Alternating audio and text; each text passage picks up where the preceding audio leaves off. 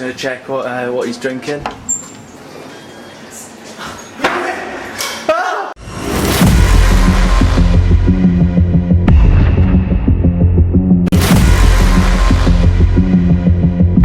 Hi, I'm Adam McCarthy and welcome back to Immersive Sports Science. Content not commentary, sports science not bro science. But we really go deep on the science, and today we're going deep on whether we should allow doping or not in Olympic sport. Now I know many of you will hold a tribalistic outlook on how you see doping, and I want you to expand your mind and open your mind to the other arguments. I know for many of you, you're simply going to smash that dislike simply because it said we legalise all forms of doping. And likewise, there's many people on the other side who are very tribalistic as well. Guys, can you please look at this video in a nuanced outlook? The arguments I'll be stating aren't necessarily my own opinion, but that merely within the literature.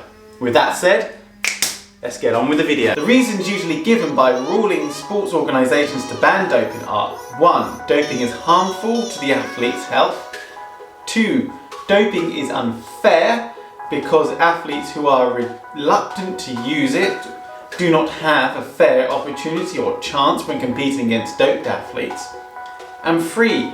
It runs counter to the nature and the spirit of sport, which is said to be to strive for victory by exhibiting a natural physical skill and excellence of character, without the help of any artificial methods or products. And that decisions around doping sanctions ethically are based upon the principles of proportionality, science-based decisions, transparent dialogue, as well as ensuring anti-doping education according to the World Anti-Doping Agency. But is this the case? Many sports philosophers, like Maurer and Amaya, 2007, state that the moral and ethical foundations of the war on doping are doubtful at best. According to WADA, anti-doping is a normative position based on a concern for the athlete's health and welfare, and for the ideals of the sport. The long-term success of anti-doping depends upon the cultivation and strengthening of anti-doping attitudes and procedures for healthy and fair sport to actively take place. The harm argument is ultimately the strongest argument for the support of anti-doping, because no one wants to see or hear of dead athletes. Doping causes a lot of biological problems that can potentially harm one's health. There's a good chance that you may die, or there's a good chance that you, from later on or then, you receive side effects that can significantly affect your health. Many of these side effects are not so well understood. Ironically, because it's unethical to do research around performance-enhancing drugs, we probably not know the reasons why, and resultingly reduces one's quality of life, potentially. There's no necessary connection between enhancing your performance and doing something unhealthy. For instance, take the example, popular in baseball, of Tommy John surgery. This is a surgery where the tendons in your elbow, ligaments in your elbow are replaced by tendons, and you just get a stronger elbow, which is less prone to injury. You also have LASIK eye surgery used by golfers like Tiger Woods. You get very sharp vision, and it's perfectly healthy. So there's no necessary connection here, and even more, you could say that health is not really the sole value in sports. In fact, sports is also about taking real risks, exposing yourself to real danger. It's about sacrifice and maybe even the daring to suffer. For instance, we allow alpine climbers to expose themselves to mortal risks. And if we have that as a health standard, well, then I guess we should apply the same health standard to doping. So even quite unhealthy kinds of doping may still not be as unhealthy as climbing the Kilimanjaro. According to the main leading researcher in this field, Claudio Tamburini, no relation to the musical instrument, he stated that actually this damages the free will of the athlete, and that the free will of the athlete is what matters most, and therefore it's less damaging by allowing them to actually dope. It's a harm versus cause and effect argument. And this is because he's a utilitarian. Now, to understand why he believes this, we need to understand his backstory. Claudio Tamburini was a former goalkeeper for the Argentine football club and was arrested by the government for having anti-government ideas that were thought to potentially damaging towards the society. As a result, he ran away from that prison and now is a leading researcher in the world of sports philosophy, especially upon doping. He, in Argentina, is seen as a hero, even with his own documentary and a film series written about his life. But more about that really cool dude later. Now, the paternalistic views are often the ones cited in favour for prevention of doping. That being that we need to protect the athletes, and sometimes we need to protect the athletes from themselves. For instance, let's take the Goldman dilemma as an example. The Goldman dilemma is a question that was posed to elite athletes by physician, osteopath and publicist Robert N. Goldman. It presents a Faustian bargain to the athletes, asking if they would trade longevity for Olympic success by taking a drug that could not only guarantee the gold, but also lessen the years of their life and the quality of their life. 53% of athletes stated that they would take that bargain. However, Connors 2009 and Connaught et al. 2013 suggest that people now no longer think like that, possibly because the education is greater and the social stigma surrounding doping. Therefore, the results that Goldman found were representative of the time, but not representative of the modern era. Athletes are heavily driven towards success and will do whatever it takes for them to succeed, within reason, and it also depends on an individual, potentially pushing themselves through injury. This ultimately makes that athlete vulnerable to people in power, vulnerable towards themselves, and vulnerable to the effect upon society, and also potentially vulnerable from those who want to exploit them, whether that be corporations or the high-performance athletic system itself. To remain competitive, athletes have to submit themselves to harsh training regimes and controlled diets that potentially can cause long-term health risks themselves. If such measures to produce better results, then all athletes have to adopt these measures. A good example would be strongman. Strongman diets aren't particularly that healthy, 10,000 to 13,000 kcal, in order to help build up bulk, because after all, bulk and strength moves heavy objects. And many of these have long-term health effects beyond their actual sport. At the same time, you've got to remember they're also taking drugs, so that will also have an impact upon their health marker. Indeed, athletes have been taking risks since the dawn of sport, and they will probably continue to do so, despite of the threat of the side effects and sanctions upon them. The disgrace and punishment that comes with being labelled a drugs cheat. Thus, we have a veritable arms race between athletes' quest for the perfect performance, or the perfect performance-enhancing drug, and the development of new technologies that make it capable for us to actually detect those drugs. And this is potentially more damaging because it's secret, we don't know what's going on. On the other hand, if it was legal, do you think that these companies and that would, or even these governing bodies would make everyone know? I mean, when we look at the strongman, for instance, for one, many of them don't talk about doping because either A, it's kind of brushed under the carpet as a necessary evil, or B, they know someone in the audience is going to take it completely wrong, do it, and end up getting themselves hurt. Have you ever taken steroids for a couple The problem with steroids is in every single sport, whether, like in darts, it's coming into darts, beta blockers, for snooker and things like that, and I think... I mean, we know it goes on, but we're not here to talk about that. Let's just leave it at that. Secondly, would it look good for a company to start promoting doping? I don't know, possibly. If it's a drug company, maybe. And third one, it would be naive for us to think that, oh, doping's in the open, everyone's going to suddenly take out and show everyone their doping programs. Do you think they're going to give that information away? Do you think they're going to give the information away about their own training programs? So they're not going to give information about their own training program. Why are they going to give information upon their doping regime? After all, they don't want the other opposition to get an advantage over them. Furthermore, doping-genic environments promote risk-taking. As a result, they will take more and more risks that could potentially harm the health of the athlete. And another thing that we don't often mention a lot, we often mention talking about the harm towards the athlete, but we don't often mention about the harm towards the sport itself, or the harm of the image and reputation of that sport. If the sport's reputation becomes harmed, it may prevent people wanting to sponsor that sport, or even allowing their kids to partake in the sport. As a result, if you don't get new people into the sport dies. And this is heavily seen in Olympic sports. But the strange thing is, this attitude for Olympic sports is not necessarily what we see on the ground as per se. The amount of people wanting to watch Olympic sports has increased exponentially. So this argument, you could potentially say, doesn't really marry with the truth. Yet again, we do see individual fluctuations in the numbers of people wanting to partake in certain sports. And trying to compare it to watching the Olympics itself is not the same. The Olympics is once every 4 years and is a big event. And people will watch that on television, if not inside the stadiums themselves. Yet again, are these people then partaking in that sport, or even watching the sport, let's say the World Championship level? Possibly not. Doping rarely happens in a vacuum. You rarely find that one individual administer their own doping program.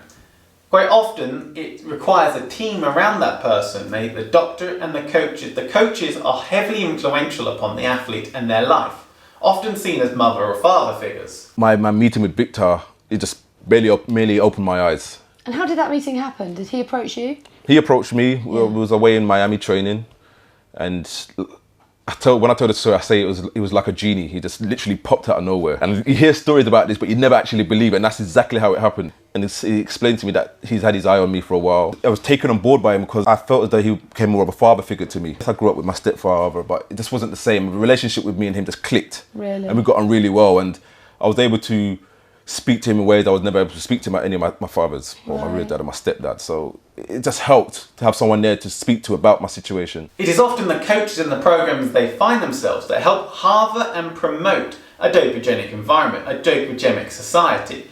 Now, when we look at the Hydro Peltz documentaries, we find that this is heavily ingrained within the Russian athletic society. This sense of nationalistic ideas that have a heavy impact upon their understanding of what is right and wrong, and whether they should dope or not dope. Coaches have a massive impact on influence on the athlete. Most of the time they are responsible for the illegal actions of the athlete by offering them the forbidden substances, or by acquainting them with people who know about the doping, who can help influence their performance that way, like doctors for instance, or may offer financial reasons or financial benefits for them to dope, allowing them to dope. We can see this influence in the BBC Panorama documentary about Mo Farah and his coach Alberto Salazar, and the impact he had upon his own training crew, how they saw him as a father figure. You can see that in the card above.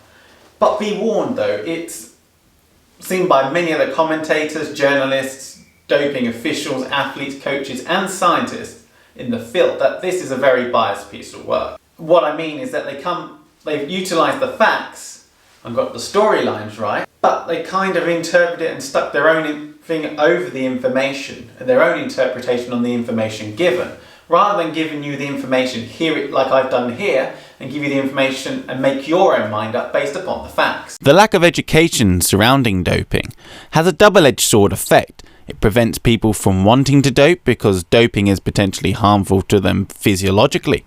Yet again, it may lead some to take actions that are quite drastic, or them taking advice and education from unsolicited sources that may be potentially dangerous or bro science, or could just potentially be doing absolute sod all to their performance. Just going to put a quick set in, get a pump on before reps later. Beer, pre-workout, set. Beer, egg, recovery. Just because doping would be normalised doesn't mean that people are suddenly going to become some biohacking experts under the name Brooke Raven and suddenly accept in society that they will dope all the time. Sometimes it will not be accepted by society. My chips in. You're a cyborg. Hey, I'm a cyborg. But the pervasive use of steroids may have an impact upon society itself in terms of people wanting to look like their stars who are doping. It can be seen in the social media well. Although companies like Gymshark do not promote their athletes who may be openly doping or promote their activities in doping, they do often promote their dangerous activities, and kids want to be like them so they can be sponsored by Gymshark, at least get the social validation through money and hearts from Instagram. One of the biggest things, and the reason that I think this is such a big problem, is because they're not allowed to speak about the fact that they're on steroids, right? When maybe these people would be totally like, they would totally be fine with being like, hey, I was on steroids and I don't want people to think that I did this naturally. I want to be like honest and realistic. But a lot of these people literally can't say anything because the studio is telling them that if you say anything, your contract will be revoked, all that stuff. And then it just perpetuates this really terrible cycle, which is really frustrating. Than it is in sports, there is actually nothing wrong with it on a moral or ethical level. I don't think most people care what a grown adult puts in their own body. The reason it is frowned upon in sports is that it constitutes cheating, as they are in a competition, and taking PEDs gives an unfair edge, though that is assuming everyone else isn't also taking them. Chris Evans came out tomorrow and said, "Yeah, I took some tests and cleansed to get my Captain American body. I'm an actor. That is what the role required. I have enough money to hire doctors to watch my ass 24/7 and make sure I don't hurt myself." Would anyone actually be appalled enough to not enjoy his movies? Now, well, I mean, to be honest, when it comes to Captain America, it's more realistic for him to take stuff because that's literally how Captain America became Captain America. He was literally injected with super serum. What do you guys think that is? So it's just more realistic to just take them anyways, you know? Now, of course, Disney ain't gonna let anyone do that, considering their family-friendly image and the obscenely strict contracts they make all their stars sign. But even so, wouldn't it be bad to have stars be candid about it, as it would risk promoting steroids or other PEDs to younger audiences? Well, maybe, but is it all that much worse than potentially lying about PED or substance use for muscle gain or weight loss, preaching hard work and determination, while others shut down those who question their results as haters, having absurd training programs and regimens freely available online that most people can't feasibly handle without burning out within a week? Or what about promoting just as, if not far more, unhealthy and dangerous habits? There are many reasons to dope. There are many antecedents to dope. One of them could be injuries, it could be wanting to reach potential, not reaching potential, try to keep them going if they're getting older because they might miss the sport, or it could be that just they want to be competitive, or they feel like everyone else is doping, therefore they need to dope. The lists are endless. Regardless of the effects of the doping programs and the influence they push upon their athletes, many athletes are not willing to blow the whistle. This is known as the true athlete dilemma, as stated by Dr. Kelsey Erickson. And the reasons why you're unlikely to blow the whistle is because there's potential harm for you being caught as a drugs cheat, but also a potential harm for you coming out as a drugs cheat. Then before you step forward, you essentially do this risk assessment scenario. I remember debating for months. Do I move on with my life?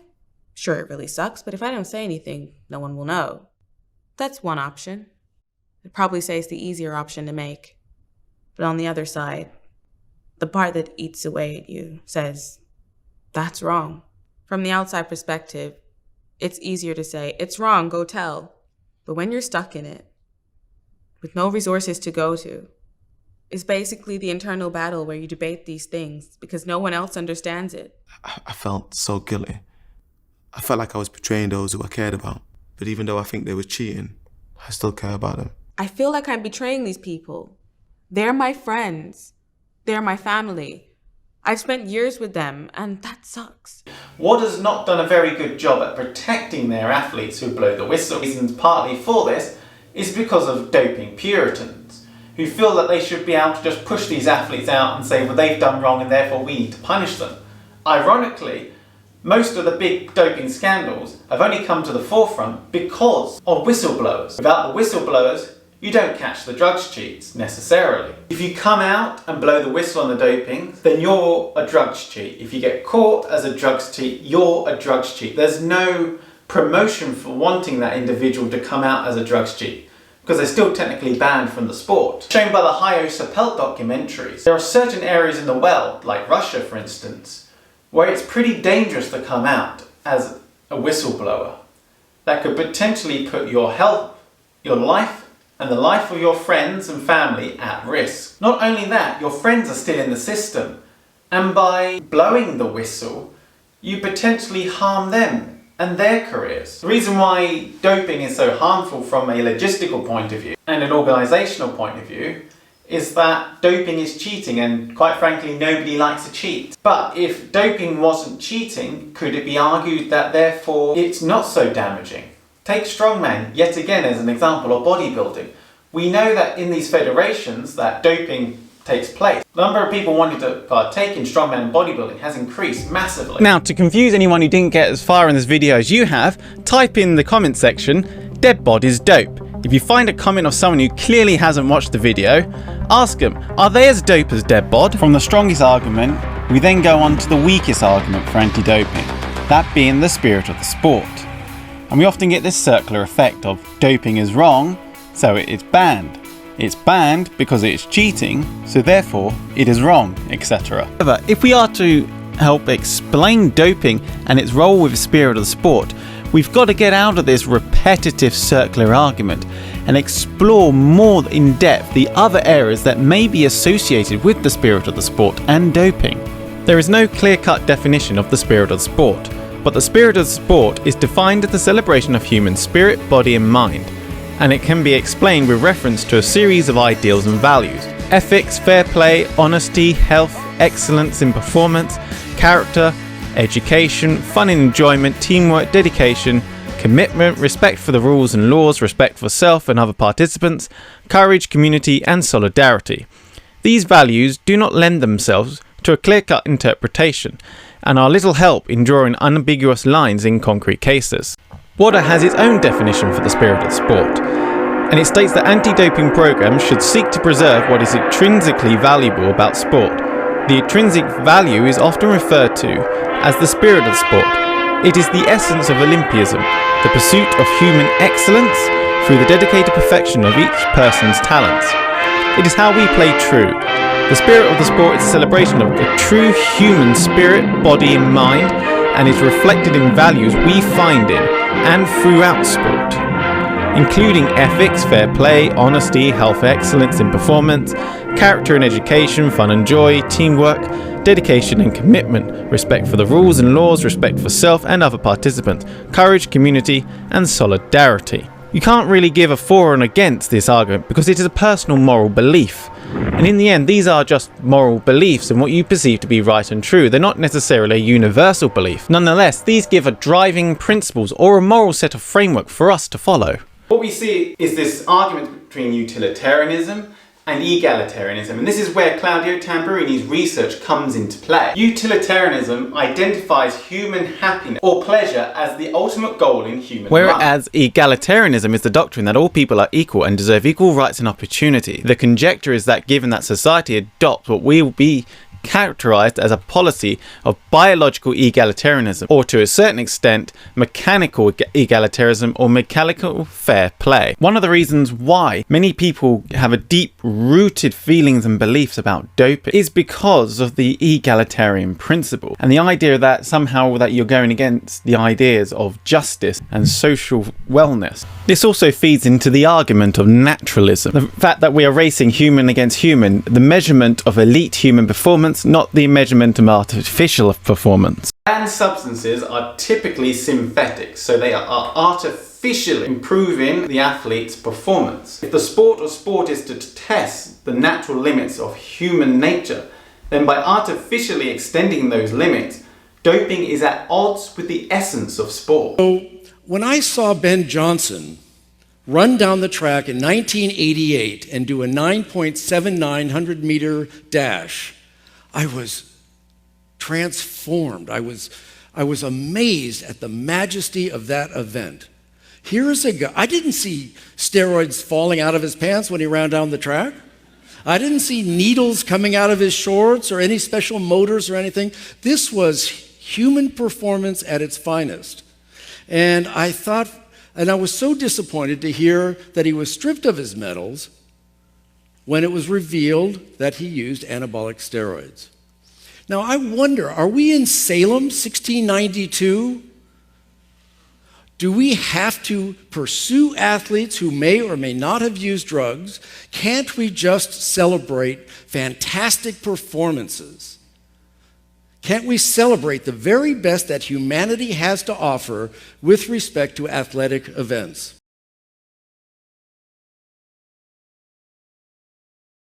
Now you could argue, if that's the case, why the pretense just allow doping and everything will be open? This is the Ben Johnson level limit argument. Leveling the playing field argument suggests that all in the field was on it. If somebody else is on it, then I should potentially do it as well. But this is kind of frankly a naive argument, as it ignores many athletes will not share the experience because they do not want the opposition to have the same advantage they are having. Athletes Generally, we'll only give away something, get an advantage back from doing so. So I'm not exactly going to tell you my training program, because that might give that athlete an advantage, or might think, oh, this athlete's doing that, maybe I should do exactly the same as them. That way I can prove my points, and therefore you negate any advantage you may have. Also, athletes may be under contractual agreements with different corporations, companies, or even with their own sport itself, as well as their national governing bodies. So for them to disclose that information would be breaking that agreement. The definition of cheating is doing something to deliberately gain an unfair advantage. Why are we doing our sport? Are we doing it purely for performance, or is it for the competition of person against person?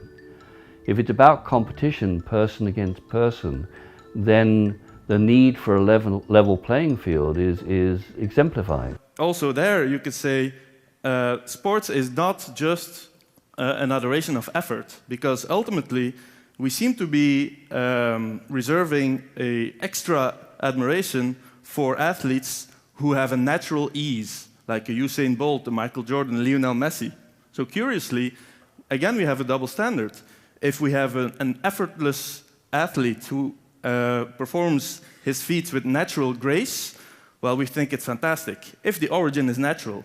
But if we have another athlete who seems to be effortless, but the origin is artificial, for some reason, suddenly we are shocked. So why this double standard?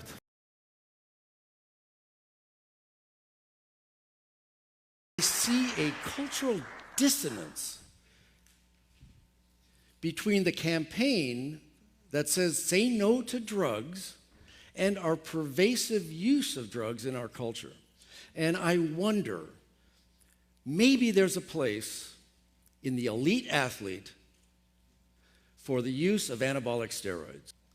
So we have a legion of athletes that have been vilified, they've been condemned for their use of performance-enhancing drugs, gifted athletes who wanted to do the best that their genetic potential allowed.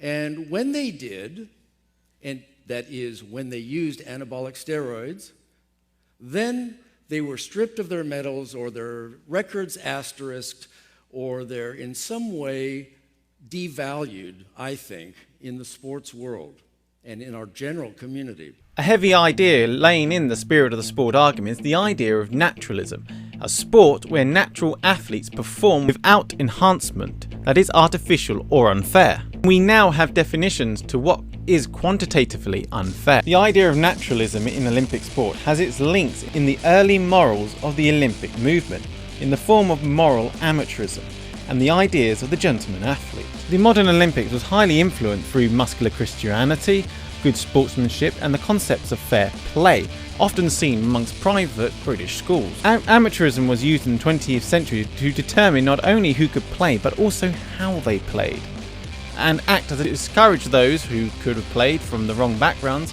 and to encourage those from the right background. And you can define that how you wish, but that affected a lot of people who had or had not had money. Amateurism was instituted in the first games held in 1896 in Athens, but there was no way to enforce the policy, and in the next two Olympics, Paris 1990 and St. Louis 1904, both witnessed professional athletes in sports such as fencing and cycling. This is because many definitions of amateurism existed in these days, and it could not be consistently enforced across sports. The IOC could not regulate amateurism globally, and despite honourable attempts initially on part of the British sports governing bodies and Sporting Life magazine, a lack of seriousness and agreement amongst the various sports federations provided yet again no clear definition. Coubertin, the guy who set up the Olympic, his vision of Olympianism and amateurism set with this idea of being available to everyone, and yet the system he created was not necessarily available to all. The amateur idea was a restraining code that emphasised fair play and honour, and it held those who were blessed with special gifts had a special responsibility. They were naturally good and therefore did not need to train or necessarily have a special diet, because it was supposed to represent the best of humanity naturally without any enhancement. I'm telling you, I don't need no modification. I don't need no enhancement. It's for nature. Yeah. This is my enhancement here. The modern Olympics idea of naturalism is a romanticised idea of the ancient Olympics and what it must have been like. The irony is, it doesn't reflect the attitudes of the ancient Olympics, where doping was prominent, if though a more of a pathetic attempt, when compared to our understanding from modern science. Not only that, the early modern Olympics was rather contradictory in its views of enhancement. Training and having good diet was often seen as being morally wrong, yet taking drugs was seen as perfectly okay. For instance, in the very first Olympics, the winner of the cycling race took a strychnine injection before completing the race. Well, yes, maybe this is the animal logic behind the so-called morality of anti-doping, that we're actually still interested, not like moral humans, but more like amoral or maybe even immoral animals, that we want to see the people who have talent because we want to see who is naturally superior. Well, if that's a justification, I would say let's relax this kind of talentocratic thinking. And we actually had the best of both worlds in the Van Damme Memorial in Brussels, where the genetic twins, the Borlée brothers, they won the race, had number 1 and 2, positions 1 and 2, but the third place was Oscar Pistorius. He had a bad deal, he had no lower legs, but he used biotechnology to emancipate himself and to make him able to compete with the naturally talented people.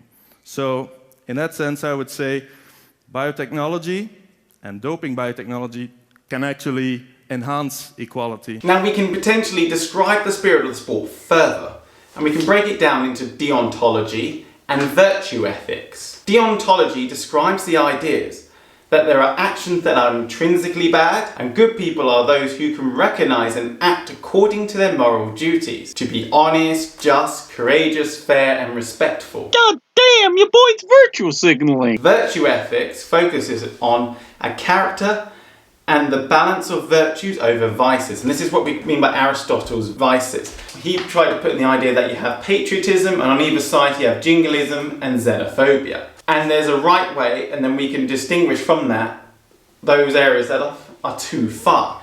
And likewise, an athlete can potentially do the same. Here's clean sport, here's performance enhancing, here's doping, here's the other side of doping. However, that argument is very simplistic. A good person has a good character and acts in the right way at the right time, and for the right reason. Many researchers utilise this method as a way to say if a solution, and in the case of drug taking, is worse than the current problem. Regardless of this, the moral outrage points to a simpler reason of wrongness in doping. Doping is wrong because it's cheating. But why is it cheating? It's cheating because it's wrong. Oh, for heaven's sake, it's an endless loop. The ultimate aim of clean sport is to make sure that everyone has equal fair opportunity to compete, regardless of what country they are from. And we were to look at an array of factors that might contribute to their performance, which every factor does. Can you tell me, in these two athletes, who the winner will be? My gosh, athlete A has much more testosterone than athlete B. But you couldn't predict the winner. Again, underscoring the contention that anabolic steroids are part of an arsenal of tools that make up an elite athlete. We do not have a level playing field. We don't wear the same shoes sometimes. We may be in a close weight class, but I don't know if the person next to me is stronger. But maybe they're an unfair intervention. And to that I would ask, maybe it's unfair if you wear glasses. Boy, that's a use of technology to help a performance. Okay, so glasses should be outlawed. Well, what happens if you have eye surgery, as some professional athletes had, to augment their vision to not only get to 2020, but maybe 2015? Is that fair? Well, how about if an athlete injures themselves through the course of their activities and have access to the best medical care in the world? Is that fair? Is that fair to the athlete from Ethiopia? I don't know. And where is the hue and cry when women athletes use steroids in the form of estrogen and progesterone, birth control pills to regulate the menstrual cycle to enhance their performance? Now, women use the birth control pill for many, many different reasons, But it is a steroid, it is used, it's acceptable.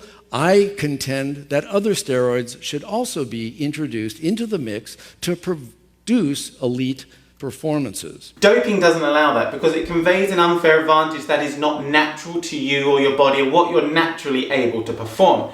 It's reaching your peak or reaching beyond your peak utilising means that are unfair. We could argue that taking steroids pushes you beyond your biological natural limits. For instance, in cycling with the utilisation of mechanical doping, that's pushing mechanical bounds and the human bounds beyond what is naturally capable. And therefore it's unfair because you just stuck a motor on a bike in a race where you're meant to pedal, not utilising a motor, otherwise it'd be a motorbike race. Mechanical doping, or as the head of cycling, the UCI call it, technological fraud, is the use of equipment that gives an unfair performance-enhancing advantage to the individual, and thusly, as a result, it is illegal, such as the swimsuits mimic shark skin, and thusly allow the competitor to compete beyond their natural ability. But straight up banning something is not always the answer. Let's take the use of synthetic athletics track, for instance. They do give an advantage, to which we don't know how much of an advantage, but nonetheless, it is available to everyone. EPO, right? The big doping devil in cycling. What EPO can do is raise your hematocrit level to an optimal level, which is great for endurance sports. Some people have this optimal level by nature, some people don't. Well, EPO is a way to give people a kind of equal biological opportunity. Now, I could argue that potentially, if we wanted to make the sport fair, if we wanted to make it in the spirit of sport, and if we're going to link those arguments together, Usain Bolt would then have to run 120 metres, not 100 metres, and someone else run 90 metres in order to make that fair. And that's not the case because sport is innately unfair. Some athletes are better than others, and yes, WADA does recognise this. However, that's one way of interpreting fair sport within the spirit of the sport. But that's ridiculous. Like, if one country is richer than another country, then therefore that they should put in more effort, more money, and that gets medals, and that's potentially innately unfair. Some people have talent identification schemes, which they pump a lot of money in. Many other countries do not have this, and therefore they cannot identify their talent as well. And it's also looking after their talent. Like, some people can't look after their talent. To win an Olympic gold medal, it costs millions. For instance, the Great Britain hockey team. Great Britain spent 15 million for that women's team to win one gold medal. A person in the street could say, well, why would you not use them? Because they give you an advantage. The same people might say, well, why don't you allow doping? Because that can be accessible to everybody, and if it doesn't harm them, then why can't they just do doping? Ironically, some things that aren't natural to the body are not banned on the substance list, and for instance, caffeine has been flip-flopping on and off the banned substance list for a while now. And there are also things that are highly natural to the human body that are banned, certain steroid hormones, for instance. It must be noted that they are banned to a certain limit, a certain amount. Microdosing to meet these levels is also considered a banned method. Now, you've got to note that there is a difference between microdoping and microdosing, and Mo Farah was microdosing. And he was microdosing L-carnitine, an over-the-shelf supplement, but is on the banned substance list to a certain limit. Legal methods like hypoxic tents and stimming are readily available to most people in theory, but not, because not a lot of people have money. In terms of stimming, it gives you potentially an 8% advantage on marathon endurance times. EPO is a banned method, but yet it's almost impossible to detect. Note, however, it can cause death. According to Moulton, Renslow and Sandvik, any justification of anti-doping has to rise up beyond its dogmatic principles and address the actual ethical issues of current anti-doping policy and discourse. The dogmatic nature is arguably A, based on the power of those in charge of anti-doping and WADA, but also a cult-like fervour and enthusiasm and hatred, brought on by watching years of athletes lies and deceiving not only them, but the media, broadcasters, fans and other athletes, preventing those athletes from having their opportunity in the spotlight and or on the podium, to which those clean athletes thoroughly deserve. With other conditions remaining the same, the argument is still here. We're still deceiving, misleading spectators, organisers, sponsors, in their belief that they are watching a fair sporting competition. The anti-doping regulation clamped down on this deception and helped to ensure that everyone is able to enjoy that clean and fair sport, regardless of what side of the argument you're from. Because of those people, it's become like watching simulated sport. It's not real, it's not as enjoyable to some people's view. Some people may like the idea of having unclean sport. The idea that having athletes try and get ridiculous times in the 100 meters or the high jump or the long jump or throwing. And likewise, exponents would argue that the drop in fans not enjoying sport, regardless of breaking the spirit of the sport, is not the case, as people watching the Olympics has grown exponentially, regardless of huge doping scandals. Also, potentially, it can make the sport more interesting. Watching people run, throw, jump, higher, faster, further, which is actually the Olympic motto. So, after hearing all that, should we allow doping? Heather Dyke states there are three potential options. If there is no prospect for clear or non-arbitrary justification for why doping is wrong, one option would be allow doping in some form or another. Many find this actual idea quite frankly unappealing. The moral intuition that doping is wrong is so strongly felt. Now, floodgate theory suggests that if you allow one in, then you effectively allow the whole idea of doping in. And in the end, you end up with a position that we have all doping, legalised for whatever. This is like the start point, and gradually people become deconditioned to the idea and to the point where everyone is doping and it doesn't really matter so much. And that potentially is problematic because of the harm principles revolved around doping. If you don't sort the harm principles out, you effectively have potentially dead athletes. So the second solution would be just ban all forms of performance enhancement. Rules of sport are aimed to facilitate an even contest, reward certain skills and virtues that we see as being vital to performance or looks good. And this is in hope to produce an entertaining spectacle. But nonetheless, I could also argue that having loads of performance enhancement drugs available, everyone performing to the best of their ability, get a 3-second 100 meters is exciting to watch. And a third solution is just to allow all forms of doping, and as mentioned before, this is also highly problematic. I would personally argue there is a fourth solution. That is something like what we have now, but probably slightly better. A marry between, okay, so this is performance enhancement, but is it natural? Can it potentially harm the athlete? If yes or no, or if it meets these criteria, then we put it onto the banned substance list. If not, off you go, have fun. Now likewise guys, as I stated before, that some of the views I've mentioned aren't necessarily my own personal opinions on doping. This channel is a natural channel and will focus on clean sport, mainly because of the harm principle. I believe, for me personally, that the fairness argument, as well as the idea of the spirit of the sport, are quite frankly fallacious arguments. And as a result, we should have some form of ban on doping. But what do you guys think? Should we allow legalised doping? Or should we just ban it all? Let me know down in the comments. I'm Adam McCarthy, this is Immersive Sports Science, and I will see you, hopefully, in the next one.